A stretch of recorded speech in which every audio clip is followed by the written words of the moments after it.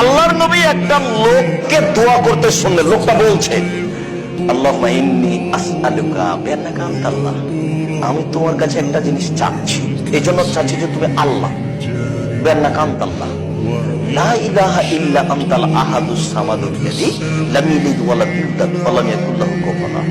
তুমি ছাড়া কোনো মাবুদ নেই, তুমি একক, নিরপেক্ষ, মুখাপেক্ষীহীন, তুমি কাউকে জন্ম দাওনি, তুমি কারো থেকে জন্ম নেওনি, তোমার সমকক্ষ কেউ নেই। এই দোয়াটা লোকটা বলল, আল্লাহ রাসূল তার দোয়াটা শুনে নিয়েছেন। এইভাবে দোয়া বলল, দোয়াটা বলছে, আল্লাহুম্মা ইন্নী আসআলুকা বিআন্নাকা আনতাল্লাহ, তোমাকে বলছি কেন জানো, তুমি আল্লাহ, এই জন্য। লা ইলাহা ইল্লা আনতাল আহাদুস সামাদুল্লাযী, তুমি ছাড়া কোনো মাবুদ নাই, তুমি একক, নিরপেক্ষ, মুখাপেক্ষীহীন। তার ক্ষমতা বর্ণনা করছেন। লোকটা দোয়াতে কি করছেন? তার ক্ষমতা বর্ণনা করছেন। তুমি তো পারো, আমি বিরুদ্ধে অবস্থাতে কি আছে?